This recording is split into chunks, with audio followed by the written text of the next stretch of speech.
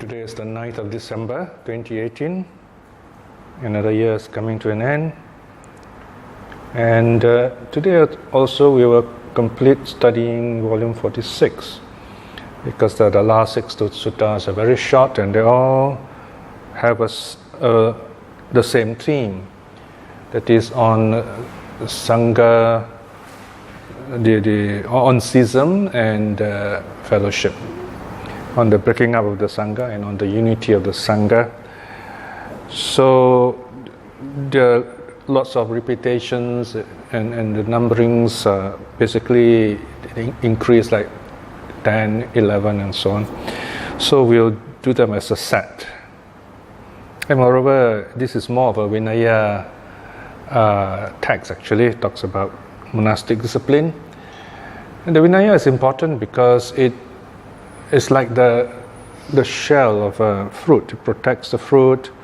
It also transports the fruit. So we need the shell to protect the fruit. So the Vinaya is like that. There are two aspects of the Vinaya, the monastic discipline. The first is that the Vinaya arose because lay people commented or complained, either commented in public and it was reported to the Buddha, or they actually suggested to the Buddha or even complained to the Buddha. There is a third reason where the actual offenses committed by the monks or the nuns, so the Buddha introduced such rules. In fact, the Vinaya rules are really interesting. If you're a lawyer or a student of law, you find there's some very interesting legal developments even at such an early age, 2,500 years ago. We don't have many legalistic study of the Vinaya, but I can only think of one person who is a lawyer and who wrote. I mean, he was working in Myanmar and he was kind of studying the Burmese law. Huxley, his name is Huxley, and he has written a few papers, some quite, there was one quite amusing paper about whether the dead have rights, and so on. So the Vinaya, in other words, is an important document. It shows how the Buddha, as a Kshatriya, I mean, he comes from a governing family, warrior family, political family. So he knows the nature of, the need of law, nature of order, and so on. So he has introduced the various rules. So you have this set of rules, the Vinaya. The Vinaya also is important, especially the Mahavagga, the first chapter, which records the early years of the Buddha. So it's got some historical value there. And the second collection, the Chula Vagga, has got records of the first three councils, at least the way that the Theravada see early Buddhist history. Now, so we have this Vinaya, which is like a kind of overall legal system with the law, and then the procedural law, and then they have the various methods of enacting something, Sangha acts, very similar to what we today know as parliamentary act. For example, announcing a motion 3 times and then by silence the motion is carried and so on. So in fact this method is still used today. This is the only method that is carried on to this day, used by the monks to ordain other monks. So the ordination of a monk is a Sangha act. It's a legal proceeding of the Sangha, but not ordination of novices. Now, underlying all this, there is the Patimokkha. In the case of the Theravada, they have 227 rules, and the nuns have a bit more. The Patimokkha traditionally is recited every fortnight, the full moon and the new moon days, to remind the monks of their of their state as renunciants. This is the constitution, if you like. Okay? So you have the constitution, you have the law, and so on. So it's quite a complete legal system. Now today we're going to look at one aspect of this legal system, because the unity of the Sangha is very important. So there are three basic terms regarding any kind of disunity in the Sangha.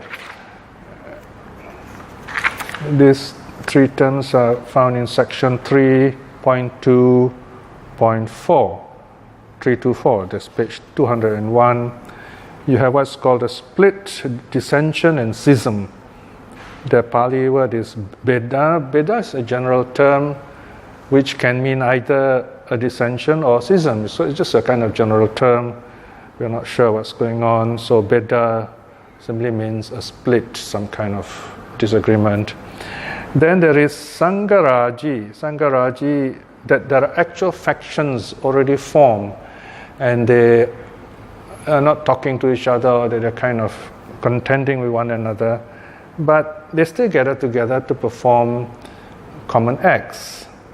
But when they split and they start acting on their own, so to speak, in other words, they 5 monks or more, 5 fully ordained monks or more, perform their own recital of the Patimokkha in 2 places when there is a sima, when there is what's called these monastic borders within the temple.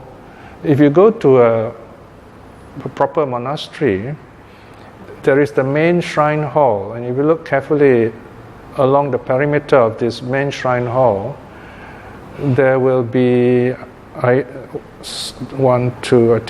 There'll be 6 border stones. One right in front of the main door, and one right at the back of the main door, and then 2 at the side. So these are called sima stones. Sima means border. So these 6 stones mark officially what is sacrosanct to the Sangha. So the Sangha can only perform their Sangha within that border.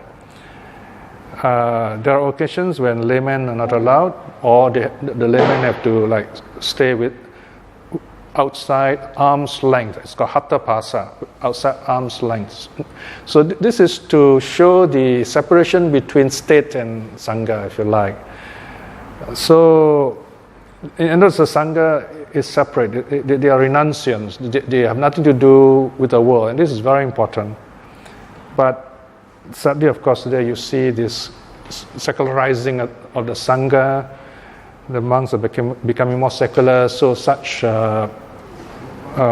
technicalities can become meaningless for them. But of course, with the forest monks who still respect the Vinaya, you still see this practice there.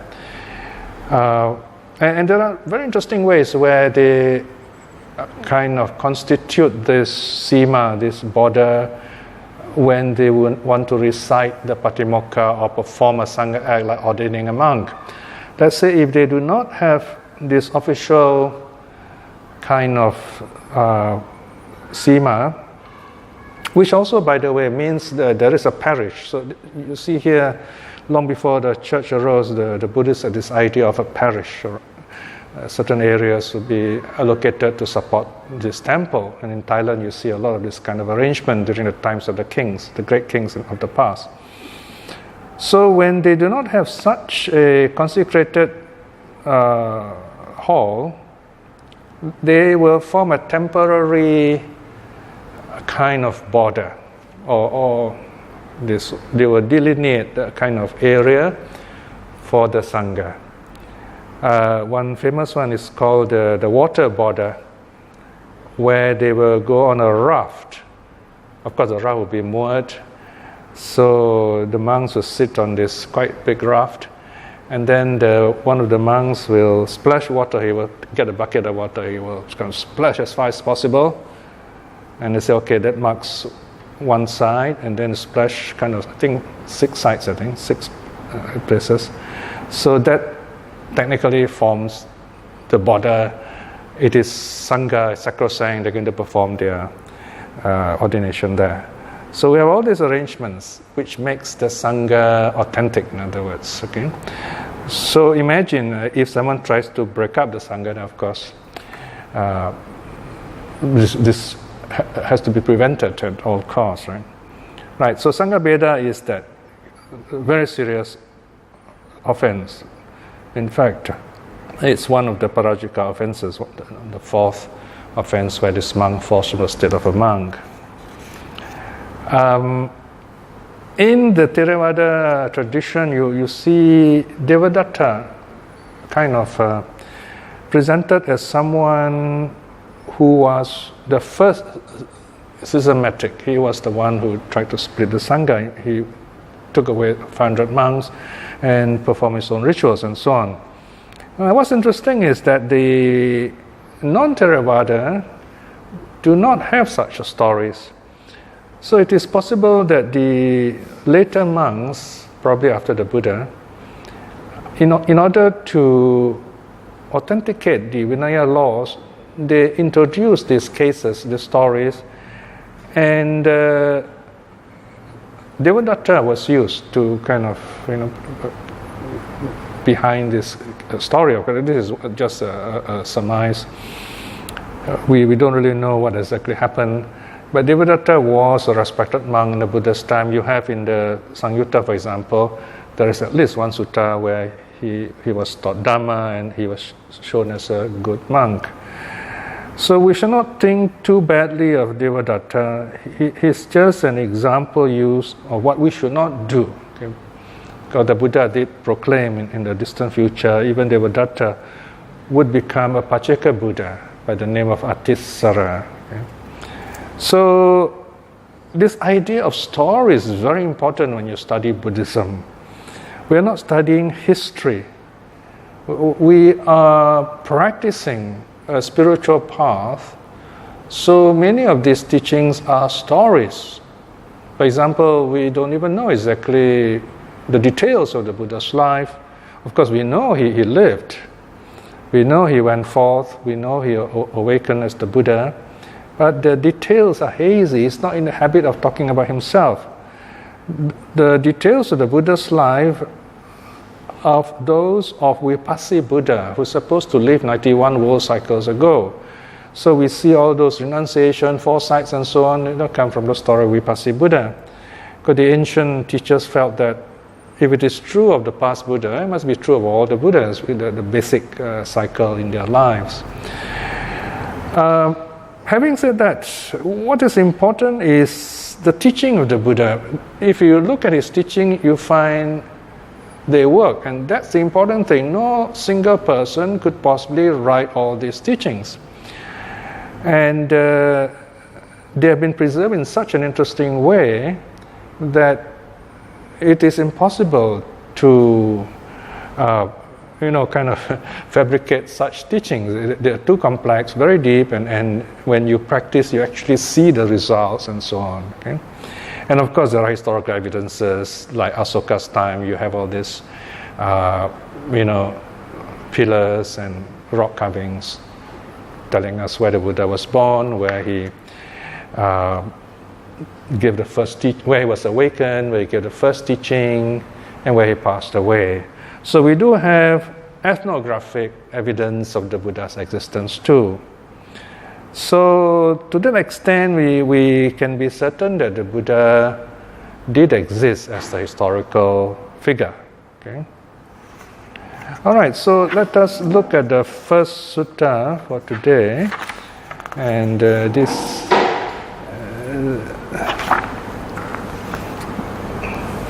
I think it's. Let's see, Sangha Beda, page 212, page 212. Now, I am simplifying standardizing the naming of the suttas, what's called taxonomy.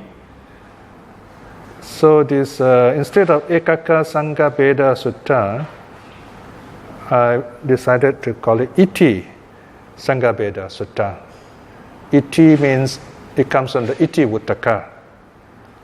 Okay, so whereas all this Ekaka, Dukkha and so on, we reserve for the Anguttara Suttas. So here is the, and I keep the Pali word in this case, the bracket, the Iti discourse on schism in the Sangha. IT or Iti Vuttaka Sutta number 18. This was indeed spoken by the Blessed One, spoken by the Arahat Worthy One, thus have I heard. This is spoken by a laywoman, by a slave girl of Queen Samawati by the name of Kujuttara, Uttara the hunchback. So the Buddha said, Bhikshus, the one thing or the Dharma arising in the world arises not for the good of the many, not for the happiness of the many, not for the benefit of the many, for the suffering of gods and humans. What is that one thing? A schism, a split in the Sangha, Sangha Veda. Okay? Right, notice here the Buddha's or the Sutta says that it is not good for gods and human, Deva Manusana. So it's not just earth, if you like. It's almost like the Buddha could see ahead of his time. Maybe I should not be so uncertain that the Buddha was very sure of the future, that we would not be just talking about people on earth. We also be talking about extraterrestrial beings, whomever they may be. Already now we know humans have left the planet, they've gone to the moon, and very soon they might go beyond. I mean, already some Earth vehicles have reached Mars. So we are kind of going further and further out, and who knows when we'll make contact with other beings elsewhere. So this is kind of Star Wars and Star Trek, Stargate kind of stories. If you watch those kind of series, you will have some idea what the future might be like. So apparently the Buddha is aware of this kind of situation, that there are in the future beings from other systems, other planets, other quadrants of space. They are different from us. And they all have a mind. And as long as they have a mind, they'll be able to understand Buddhism. In that sense, Buddhism is amazing. It's a kind of religion for the future, religion for the cosmos. We don't talk about a single creator God, but we talk about various sizes of the universe. And all this fit in very nicely with how the modern scientists talk about the cosmos. All right, so in this sense, the Buddha talks about gods and humans, Deva Manusa. So the Buddha is saying here, there's one thing which is not good for everyone. There's the split in the Sangha. And the reason is given next. For bhikshus, when the Sangha is split, there are not only strife amongst one another, but also reviling of one another, and quarreling with one another, and rejecting of one another. In other words, there's no fellowship amongst the monks. In such a situation, those lacking faith, and those lacking faith or those with little faith, only remains faithless, and some of the faithful lose faith. So there you are. The Buddha is warning us that this is not a very positive thing. This is the meaning of what the Blessed One said. Okay, so this is the narrator's words. This is what the Blessed One said. The meaning here is spoken thus. Now what's interesting here is you have the prose, but the meaning is in verse. So it seems like from this kind of arrangement, the verse seems to be older, right? So, and the verse is more stern. There's a warning given there of those who cause splits in the Sangha.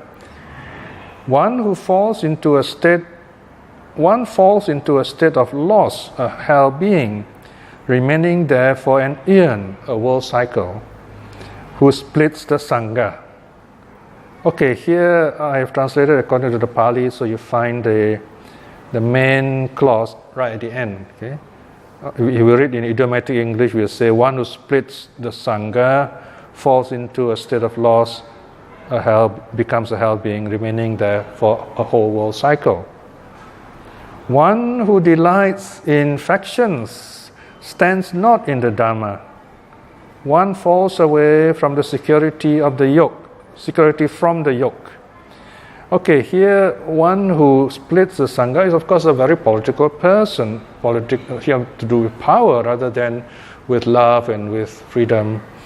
And this kind of person stands not in the Dhamma because he is more, he's thinking more in terms of a group, a tribe, a crowd, a faction. And he falls away from nirvana, from the security of the yoke. Here, meaning he will not be able to attain that kind of state. I mean, if he's already attained that kind of state, he wouldn't think in this way. He wouldn't think in terms of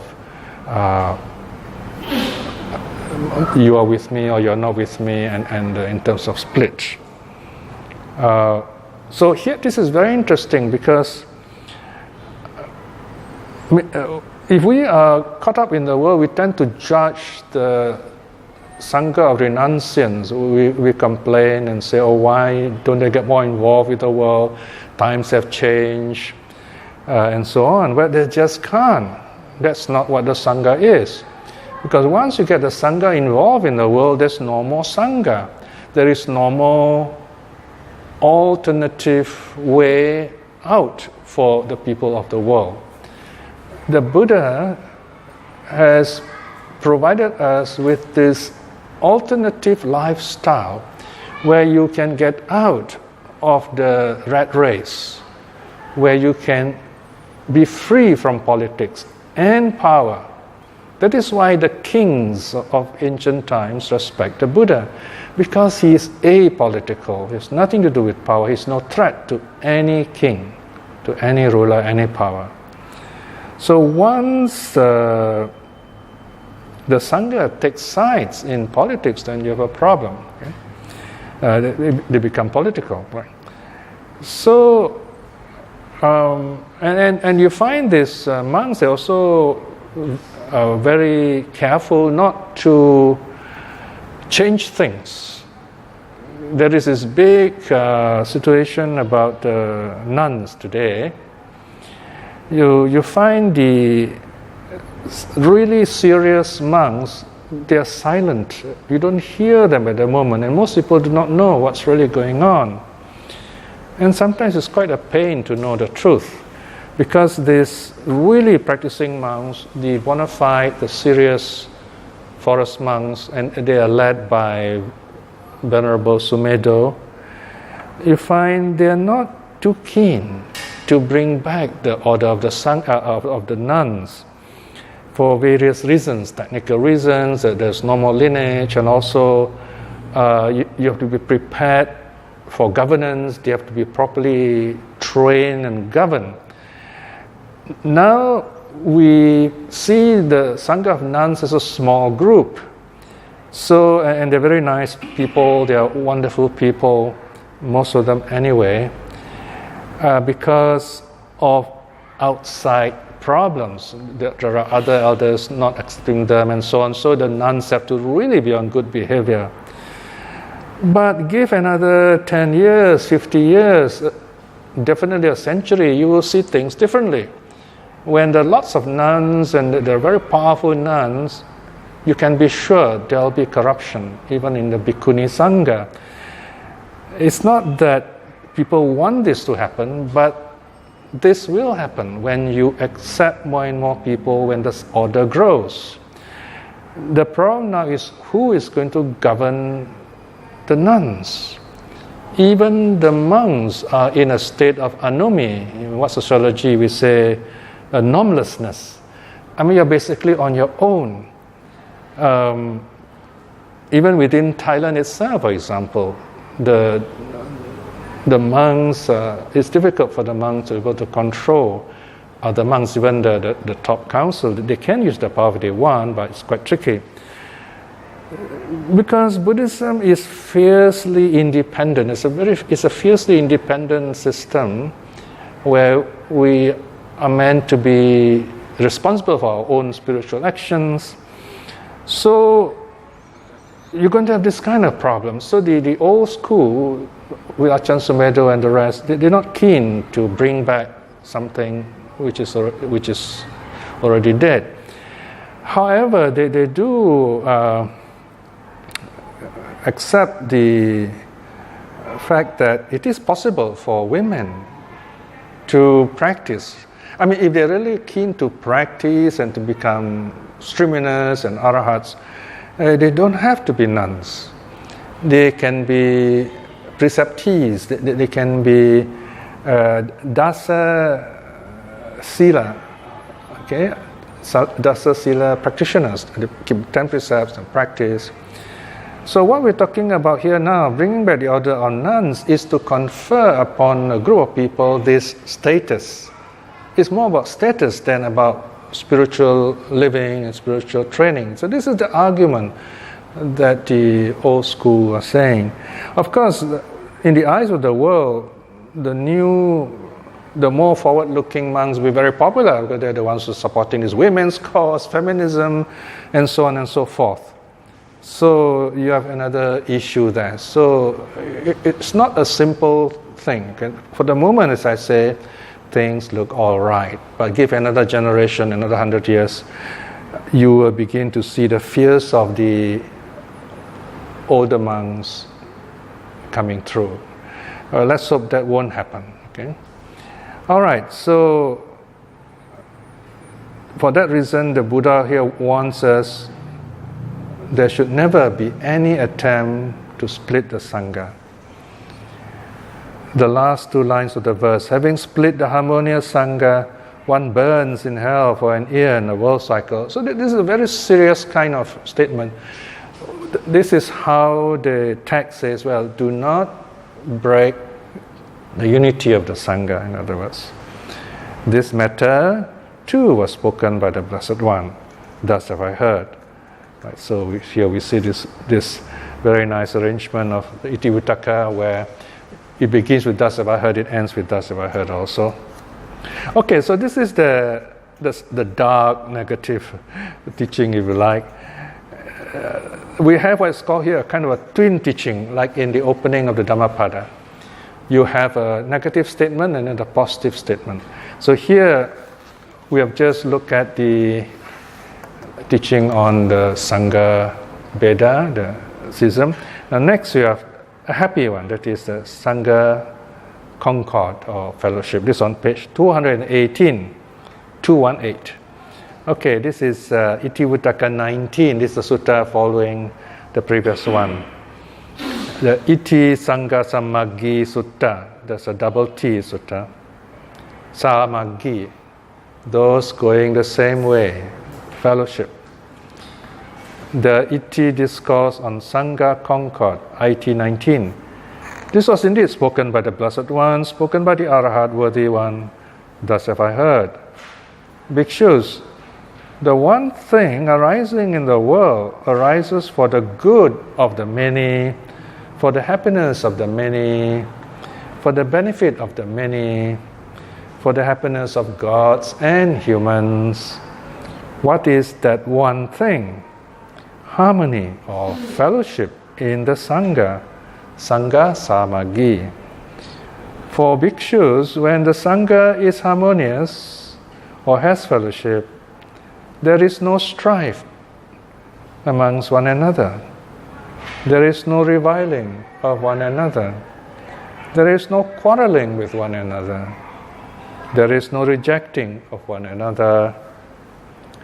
In such a situation, those lacking faith or those with little faith only gain faith, and the faithful become even more faithful. So the idea is to strengthen the Buddhist community. So the teaching ends there in prose. Then the narrator tells us, this is the meaning of what the Blessed One said. The meaning here is spoken thus. In Pali, Sukha Sanghassa Samaggi Sammaganang Chanugaho rather.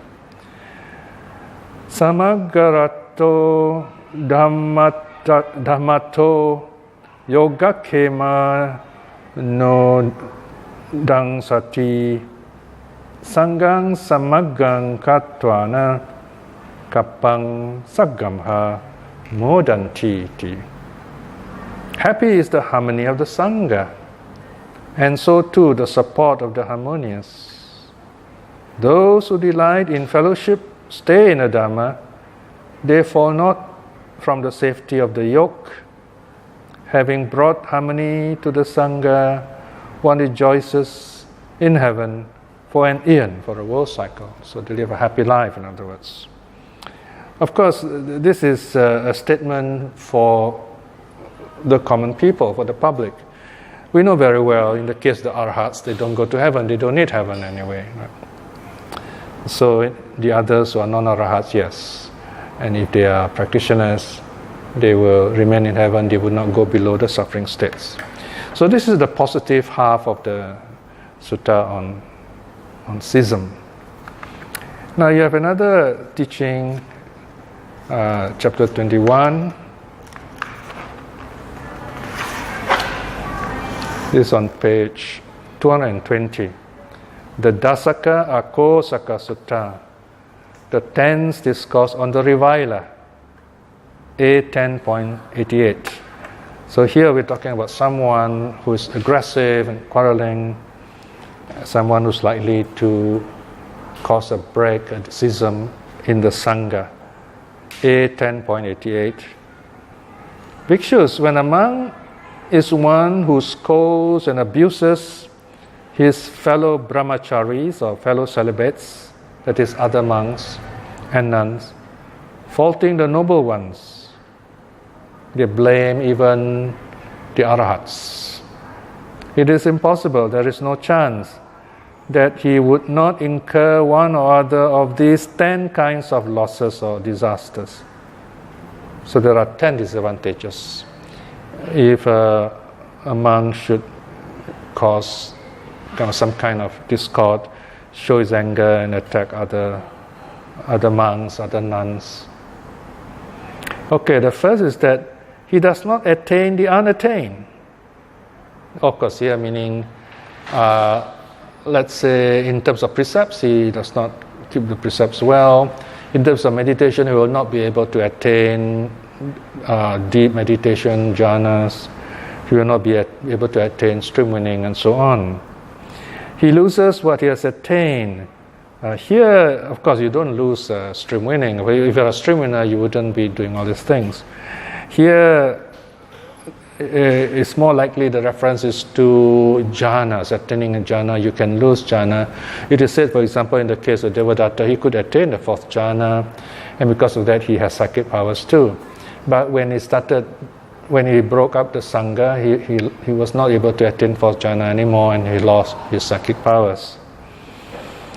Number 3, the good qualities are not purified within him. Now, interesting here, he still has good qualities, but they are not seen. They are not enhanced. They are kind of like hidden away. For or he thinks too highly of himself in terms of good qualities, right? So kind of self-promoting, right? So this is how a politician would think. Here basically what the Buddha is warning us against is not to politicize the Sangha. Number 5, or he does not delight in living the holy life, right? So he kind of tires becoming a monk. 6, he commits one or other defiling offense. I mean, if you're angry, you find you will easily break the rules, right? So it's more likely that he will break the Vinaya rules. Number 6, or number 7, or he will have a painful disease or bad health. Here is by logic, I mean, he lots of anger and violence, you get hurt quite easily. Number 8, or he goes out of mind and become deranged. Right? Usually, someone who is really involved with power, there's always this kind of very fixed idea of things. So you can categorize that amongst kind of someone who is unhinged, because he's willing to forego the beauty of the life of renunciation and kind of use violence to attack others and so on. Then such a person would die confused. That's number 9. And number 10 is quite standard.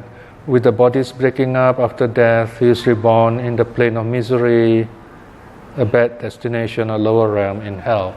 So in other words, he born in a suffering state because of his negative mind. He has this negative thought even to the last moment. Bhikshus, when a monk, is one who scolds and abuses his fellow brahmacharis, faulting the noble ones. It is impossible, there is no chance that he would not incur one or other of these 10 kinds of losses. Now, what's interesting here is that we do see some of the later so-called Buddhists even talking bad about the Arahats. They say things like, oh, these Arahats, they still have not attained the highest, they still need to become some other level. So that would be regarded as attacking the noble ones too. So it is not advisable. Okay, so we have this sutta telling us not to do that. Okay, so now we come to the next one. Is ST 46.22, the Eka Dasaka Vyasana Sutta, the 11th discourse on losses. Vyasana means losses. A11.6. This is very similar to the previous sutta, but here there are 11 qualities. No?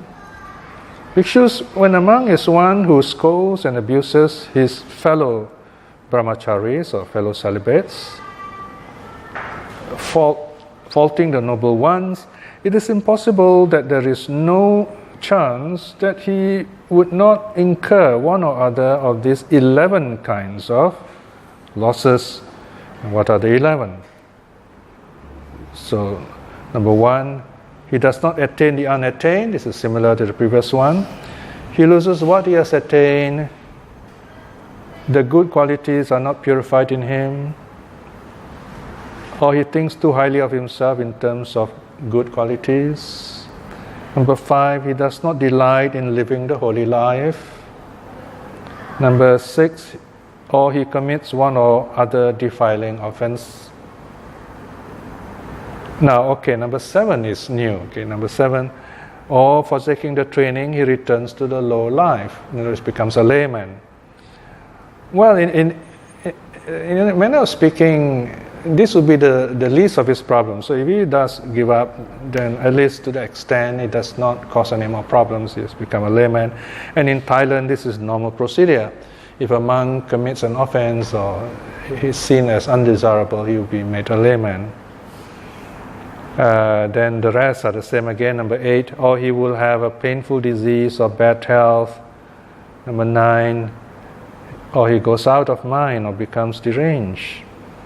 Then 10, he dies confused. And 11, the result of that dying confused, with the bodies breaking up after death, he is reborn in a plane of misery, a bad destination, a lower realm in hell. So these are the 11 bad qualities that attend among who, or none for that matter, who has attacked other monks and nuns. Now, so we see up to this point, this kind of teaching is basically to show that the monks should relate to one another in a very harmonious way, to be patient with one another, and to sort things out in a very friendly and amicable way, in other words. However, lay people are known to criticize the monks when they are not well behaved, or in fact sometimes they're not too happy with the monks. They will complain to the Buddha. So that's different. They're not slagging the monks, they're not really scolding the monks. They're basically complaining. They say, okay, why don't the monks teach us Dharma, or why are these monks behaving like this, they're behaving like laymen, and so on. So they're talking about what we today call quality control, if you like. They're saying that the monks do not look proper doing these things. But that's because those days they know what's right, what's wrong with the monks. So they do see other religious people behaving properly. Unfortunately, today we tend to judge the monks by worldly standards, by our standards. We feel that, oh, it's okay for a monk to go shopping. It's all right for a monk to go to Disneyland, and so on, which helps to bring down the quality of the Sangha. Okay? So these are danger signs, in other words. Now, to prevent such diluting of the spiritual life, there are other devices. For example, you see either the Buddha or the sutta reciters, they will bring in the devas also, especially Brahma Sahampati. Now, Brahma Sahampati, as you know, is the highest of the gods amongst the ancient Indians. So he only appears when there are when the situation is serious. He will appear and he will beseech the Buddha, for example, to teach the Dharma, not to remain inert. He appears to the Buddha, asking him to forgive those monks who are very noisy in the Chattuma Sutta. And here we have Brahma appearing in connection with Devadatta. So we know. So once Brahma appears, he's like a signature showing that this is very serious. All right? So let's look at this page 225, 225, Sahampati Devadatta Sutta, the Sahampati discourse on Devadatta. Now, Sahampati is one of those high gods with a capital G, who has been listening to the Buddha's teaching to the extent he becomes a non-returner. So the sutta starts, thus have I heard. At one time, the Blessed One was staying on Mount Vulture Peak outside Rajagaha, not long after Devadatta had left. In other words, Devadatta had caused a schism. He took 500 monks with him, and he went to Gayasisa. Now, late in the night, and this will be between 10 p.m. to 2 a.m., Brahma Sahampati of exceeding beauty, lighting up the whole of Mount Vulture Peak, approached the Blessed One. Now, we don't get very often this statement where Brahma appears to the Buddha. Usually, this kind of statement will be one of those deities, one of the devas. So here, Brahma himself comes down. Having approached the Blessed One, he saluted him and sat down at one side. Stood at one side, rather, sorry. The devas normally would stand. Now, what's interesting with Brahma Sahampati, he is a first jhana deva. Okay? So, in order to appear on earth, he has to assume a kind of a gross form, right? So according to tradition. Right? Otherwise, he will not be able to appear in our world, which is quite gross, so to speak. All right, having approached the Blessed One, he saluted him and stood at one side. Standing thus at one side, Brahma Sahampati uttered this verse before the Blessed One in reference to Devadatta. Now here we don't have any other statement, only this verse by Brahma Sahampati. Just as the fruit destroys the plantain plant, just as the fruit destroys the plantain plant, so too is fruit the bamboo, its fruit the reed. Honor destroys the false person. Just as the womb destroys the she-mule. Now these are full of allusions, cultural allusions. Let's look at the first line. Just as the fruit destroys the plantain plant. Plantain here is the banana used for cooking. You can't eat this banana off the tree. You cook with it. In fact, here plantain can refer to any kind of banana plant because the banana is such that it fruits only once. Then you cut off the fruit and you have to cut the tree because it's not going to fruit anymore. Right? So once it fruits, the tree is cut down. I mean, it's a kind of a soft-bodied kind of tree. It's all kind of full of juices inside, so it's kind of very easy to just cut it. It's one trunk going up and then leaves coming out. It's not very high, the most maybe 7-8 feet, Then again, the bamboo, once the bamboo shoots comes out, the people cut off the shoots and cook with it, and there goes the bamboo. And the reed also, people pull out the whole reed, dry it, and make things with it. So here basically Brahma is saying, if among things in terms of honor, fame and power, here honor includes power, it would destroy him. Just as the mule which is pregnant with this the offspring of a horse. The horse crosses with a mule, with a donkey. You get this mule, and this mother will die because the baby is so big, and the people have to spread her out and then cut her belly to get this this mule out of the womb, so that she will die in the process. So these are very gruesome kind of images, which Mahabrahma is speaking for the Buddha, telling us the dangers of power, honor for a monk. And then we come to the last sutta, this number 24, which is called the Bindi Sutta. Now, Bindi means the severed, the cut off, the discourse on the severed. This is from Sangyutta as 17.31. The Buddha was staying at Savatthi. Bhikshus, dreadful are gains, honor and praise. Bitter, vile, an obstruction to attaining the unattained, attaining the unsurpassed security from the yoke. This unsurpassed security from the yoke refers to nirvana. Mentally overwhelmed and obsessed with gain, honor and praise, bhikshus, Devadatta brought schism into the Sangha. So dreadful bhikshus are gain, honor and praise, bitter and vile.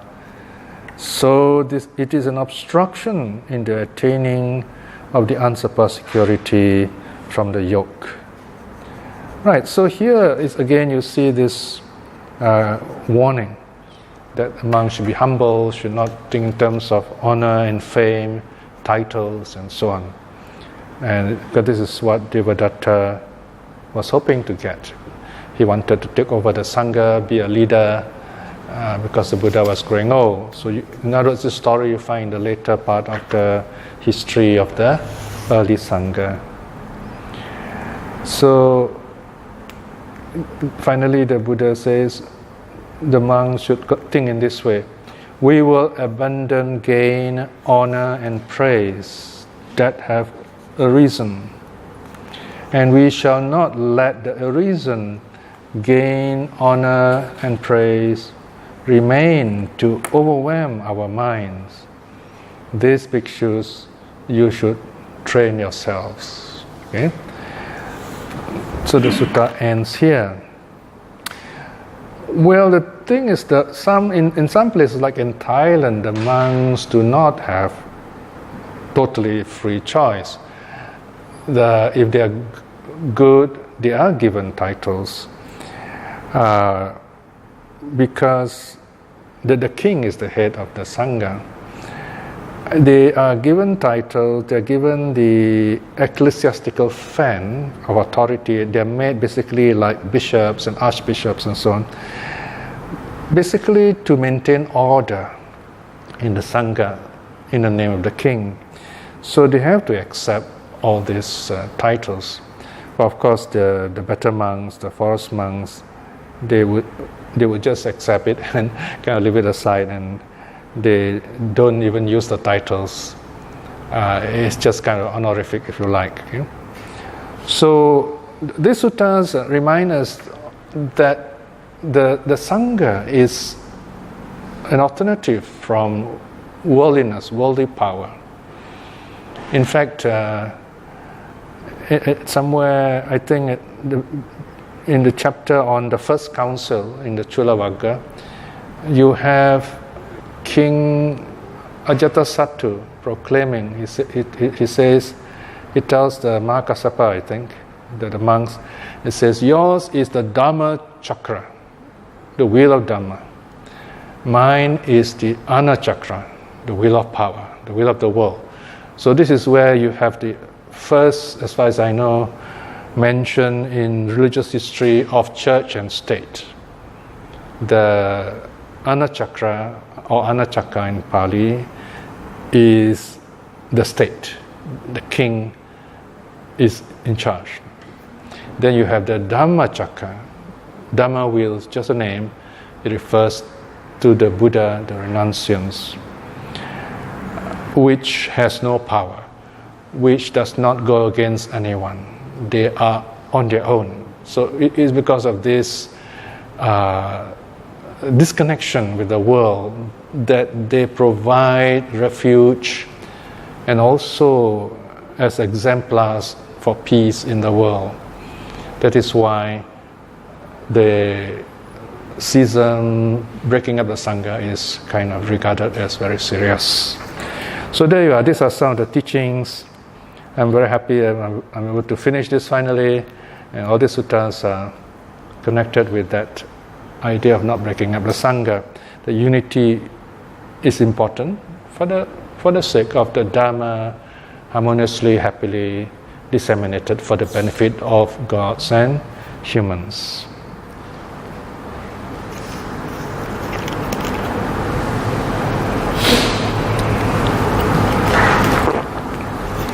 Right. So we've completed this volume 46. Sorry? Chakra? Dhamma chakra?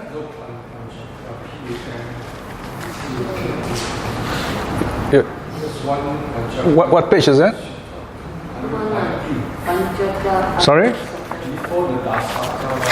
219, is it? Panchaka? Kosaka, is it? No, this is different. You got to see pancha means 5, and then ka makes an adjective. So pancha is 5, panchaka means the 5s, pentats. Okay, different. Chakra with a double K. Pali wheel it's got double K. C-A-K-K-A. Sanskrit is chakra.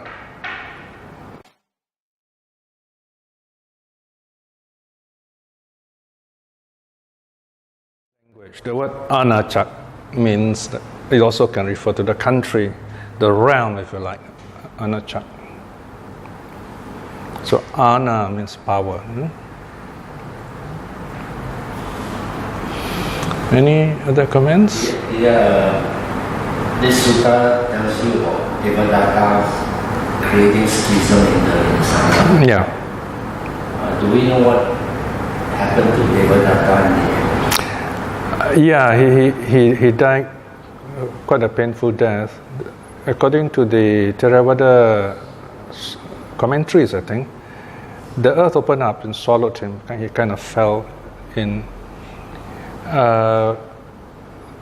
And so there are different versions of this story. One was that even as he was sick and dying, he wanted to kill the Buddha. So the worst version is that he even he put poison in his fingernails. He thought that he was going to say goodbye to the Buddha, and then kind of scratch him with his poison and to kill him. So that is the darkest version of his story. So some scholars think that some of these dark details were added later on, so when they wanted to dramatize, to make sure that the monks do not create schism. That Devadatta was, if you look at the stories, Devadatta is more concerned. He's more like what is called a rightist conservative. He wanted the monks to be vegetarian, to live forest life, to go on alms round, not to accept invitations. In other words, not to live like today. Monks are invited to the house, they can eat. So they only collect alms food, only eat alms food, and they live outside. They don't live in monasteries, and they're vegetarians, things like that. So he wanted to introduce those kind of rules. The story went that he purposely created this list of practices, knowing that the Buddha would reject them, and that he will gain political mileage by that kind of idea. That the public will say, "Oh wow, this Devadatta is more devout than the Buddha." So this is the traditional story. But if you look at it without all these tricky aspects, you see him as someone who differs from the Buddha. He wants the monks to be more strict and traditional, whereas the Buddha says it's up to the monks. They can choose whether they want to live under trees as wandering monks, or they want to set up monasteries. Up to them, because lay people will be offering them land and building all these buildings for them, and lay people will be offering food to them also, so they should accept. So the Buddha was more liberal in that sense. So you see the Buddha as a liberal person, I would say liberal rightist, whereas Devadatta is a kind of conservative leftist, if you like, something like that. So this is my understanding if you look at the stories from both the Theravada as well as the Mahayana side.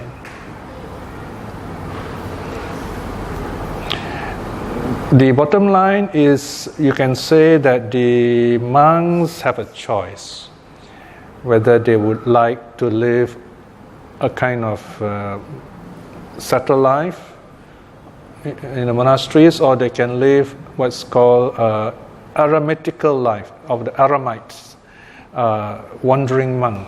So the two kinds of approaches. But in the end, Devadatta get a big following for no, he did not. He had 500, only 500 followed him. But then after that, they came back. They returned to the main fold. There are reports, though, that Devadatta did have some following after the Buddha's time, but these are not very clear. According to some scholars, that this Xuan Chang, I think in his records, he kind of mentioned he met some followers of Devadatta, but he didn't mention how strong they were or how large the group was. Of course, it's likely all these monks would have followers later on. But the theme here, of course, is unity of the Sangha.